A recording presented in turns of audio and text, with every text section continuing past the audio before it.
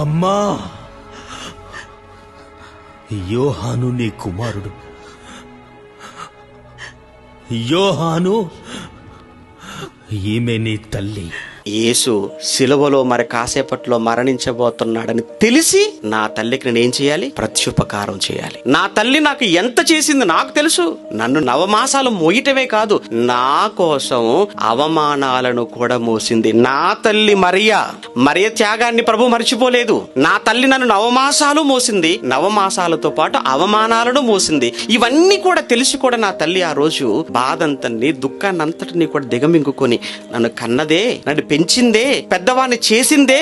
ఈ రోజు నేను వెళ్ళిపోతున్నానే, ఈ రోజు నేను వెళ్ళిపోతున్న ఈ సమయంలో నా తల్లి సంగతి ఏంటి అని ఎక్కడ వృద్ధాశ్రమాలు ఉన్నాయో తెలుసుకోలేదండి ప్రభు. కారణం, ముదిమి యందు నీ తల్లిని నిర్లక్ష్యం చేయొద్దు.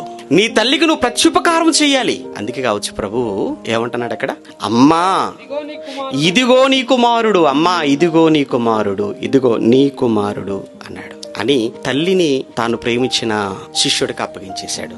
ఇక్కడ మనం నేర్చుకోవాల్సిన ఒకే ఒకటి, ఆయన పరిస్థితి బాగోలేక ప్రాణం పోయేటువంటి సమయంలో తన కోసం ఆలోచన చేసుకోకుండా తల్లి కోసం ఆలోచించాడే. ప్రాణం పోయే సమయంలో నా ప్రాణాన్ని ఎలా నిలబెట్టుకోవాలని ఆలోచించడం లేదు, నాకేంటి కష్టమని ఆయన మాట్లాడుకోవటం లేదు. కానీ ఉన్న నా తల్లి కష్టపడకూడదు, నా తల్లికి ఏ కష్టం రాకూడదు అని తను మరణించినా నా తల్లి క్షేమంగా ఉండాలని ఒక తల్లి కోసం ఆ పరిస్థితుల్లో ఆలోచించాడే.